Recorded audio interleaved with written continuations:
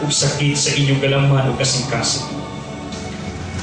Hinumdumi ang mga tao nga naghimo og dautan sa inyong kinabuhi. Mga tao nga walay ipakita pagsuporta sa inyong karong kalampusan, inyong mga amahan, inyong inahan, inyong maigsuon, inyong palyente. They have done nothing sa inyong karong kalampusan. Listen to your hearts. Can you forgive them? In spite sa ilang gibuhat ninyo, kawala sila manumbalin alang sa inyong mahayag na kapao. Can you forgive them? Pangutan ang inyo karong kasing-kasing. Kung doon na kamoy kasilag sa mga tao, dinintak na, mahimo ka ng dakong baba, kadili ihatag sa Ginoo ang inyong ipangamuyo ngadto kaniya. So today, iampo ang mga tao na naghahatag og sakit sa inyong kasing-kasing. Iampo ang mga tao na nagsamad sa inyong balatian. Iampo ang inyong ginikanan. Kasi makadagang igayon, walay pagpakita o suporta diya kaninyo. Wala maning kamot katagaan mo o maanyong kapalaran. Listen to your hearts. Paminawa ang inyong kasing-kasing.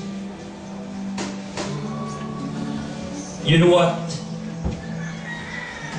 Niining adlawa atong gidumduman. Ang duha kang grupos mga tao sa atong palibot.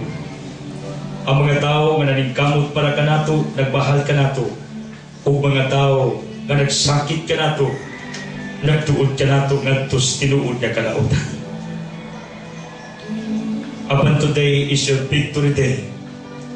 Kay spite sa inyong nasinati ng mga pag-antos, mga sakripisyo, hapit na ninyo makabot ang korona sa kadaugan, ang korona sa kalampusan. And I believe, biblically speaking, Sirach 3 verse 11, ang atong kalampusan karon pagbuot sa Diyos. Sulod sa inyong galamang kasing-kasing nining tagnaa, pasalamatin ninyo ang Ginoo. Istoryahan ninyo ang Ginoo. Listen to your hearts.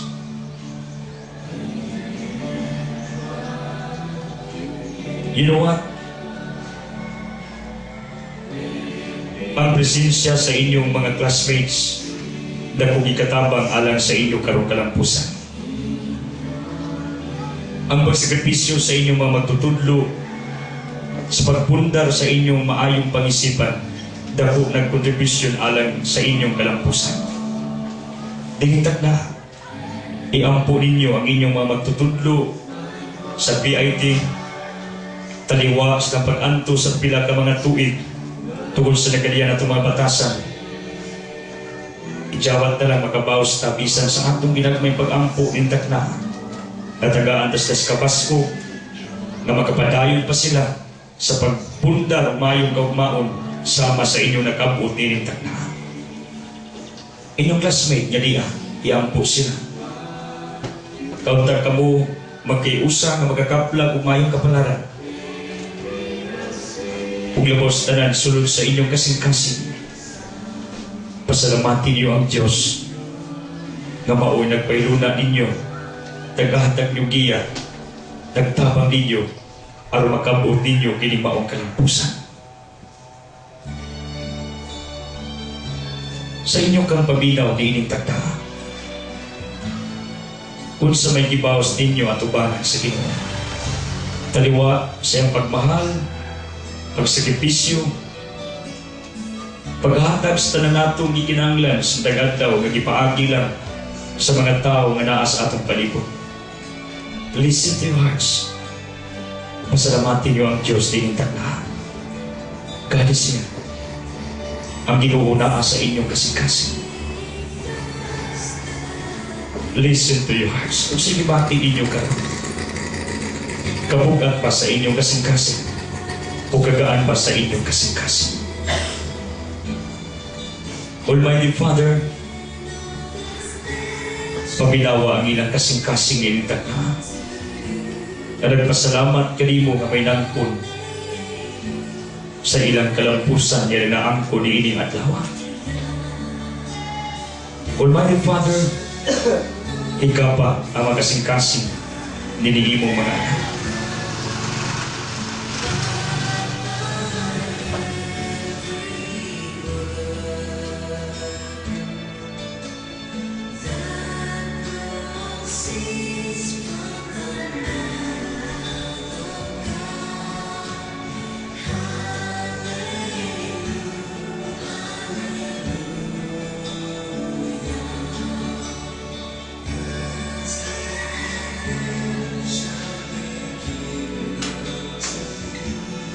Everybody, open your eyes.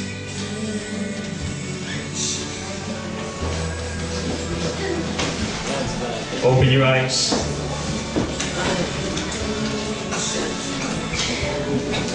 Are you happy today? Wala tong gamuban. Ha? Awiring abaga sa inyong tapat. Please, follow what I say. Awiring abaga sa inyong tapat. Ingna, classmate.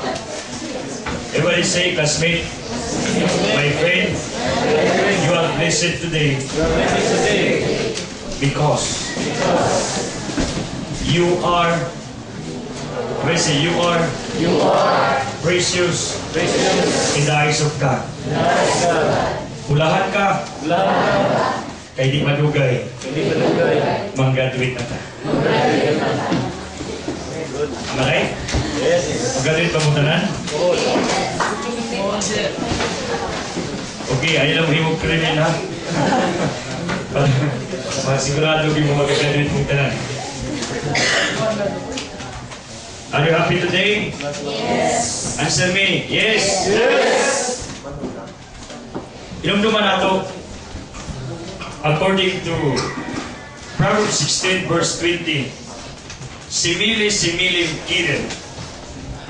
Ang tao magkapatod lamang kung tinuod niya kalipay kung siya may usa sa Diyos. Everybody say, ang tao magkapatod lamang kung tinuod niya kalipay kung siya may usa sa Diyos. Answer me honestly, are you happy today? Yes. That's a complete evidence ng Diyos aniya uban ka natin. Because the source of genuine happiness is only God. Am I right? Yes. Pagpaki yung pagalingon.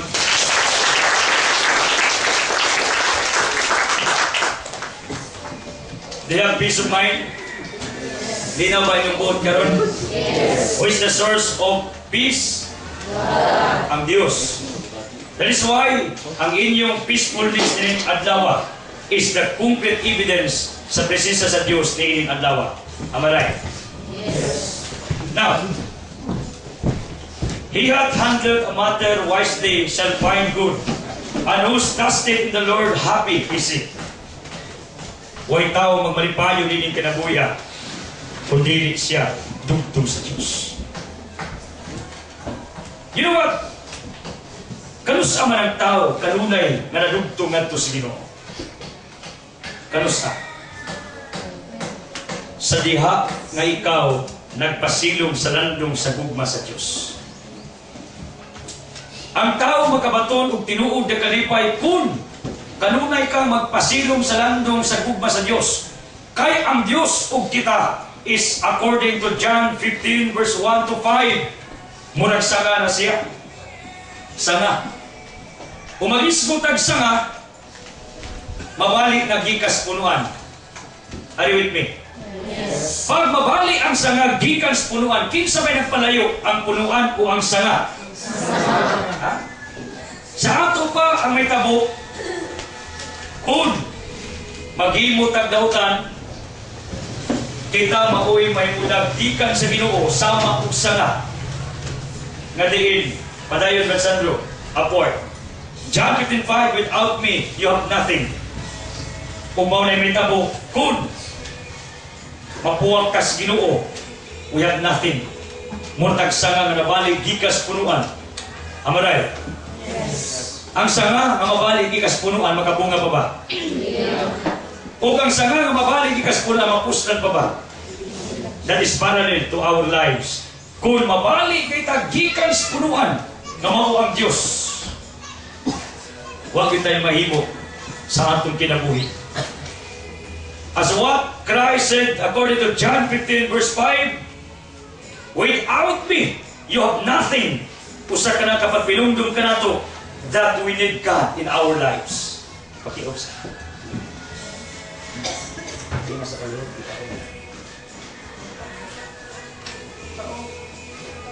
Okay.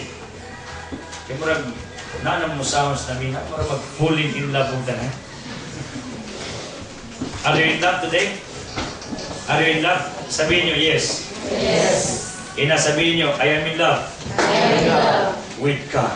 with God. Are you in love today? Yes. Do you believe me? God is here? Yes. Okay, look at me. Ayaw magtanaw sa screen. Sa ato pa ang sikreto di ay sa atong kalipay o peacefulness of life. Kinsa? God. Everybody say God. God. Ang Diyos lamang mo'y sikreto sa atong tinuod niya kalipay. Bisag asa ta mag-abot ka filosofiyas, pangatarungan, prinsipyos, teolohiya, o ilaing makahatag na itong tinuod niya kalipay, kinsa? Mao ang Diyos. Kinsa may makahatag ninyo maayong kaugmaon? Only God. Am I right?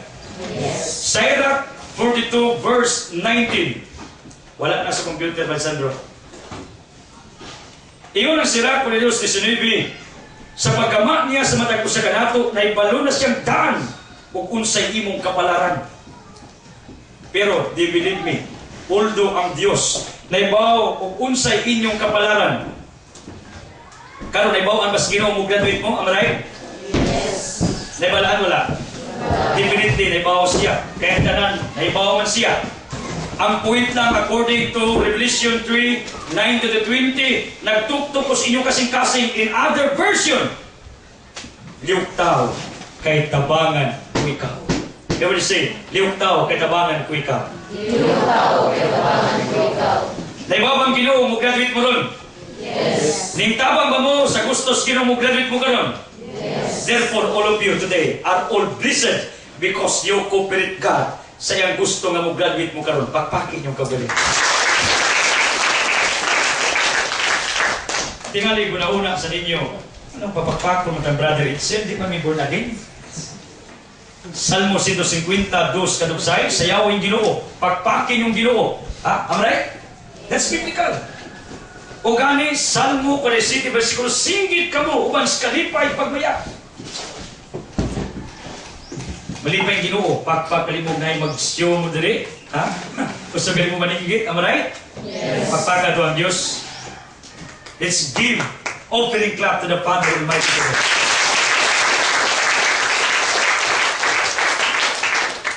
Every move nga inyong gibuhat karon, let's offer that to God. Am I right? Yes. Give your smile to God. Smile. Oh. Are you smiling? Kamu, tihiki mo kayo, bisag smile, mo kahatag sa Ginoo. Am I right? Okay. We have now clap offering. We have smile offering. What we need to give today is our love offering. Dili ko ta love offering kanang atong kasing-kasing. Ato nang ihatag sa Ginoo niining adlaw. Is it clear? Yes. Am I right? Yes. Kanang di mo abli ang baba, pag may mong blessing, di mo tagaan. You believe me? Yes. Oh. Kanang di mo abli ang baba, di na tagaan blessing. Do you believe me? Yes. Ay nagwilara ninyo sa bahan. Pag-cute, hindi mo ba mag-ilumino, di mo tingog? Anyway, sa ato pa, ang tao murag sanga kumabalis punuan, wak na'y gamit ang sanga, sugnod, dugduban, pero di naging siya kabunga. Am I right? Yes. And the one who can give us good future, Sirach 2:18, ang Diyos lamang. Kaya ang atong kapalaran naa sa kamot sa Diyos. Everybody say, common sense. Common sense. Panlitan ako'y tag-iyas bugas ng inyong paliton diris lungsod sana. Inyo ba kong biklon, inyo kong amigohon. Amigohon. Pagkaaway tamo ako'y tag-iyas bugas, papaliton mo na ko dili. Dili. Likewise, ang Diyos may tag-iyas inyong kapalaran. Inyo bang biklon ng Ginoo? Dili. Kasi bato niyo sa Ginoo, lipayan Ginoo, amiguan yung Ginoo, daigan yung Ginoo, in order that when you will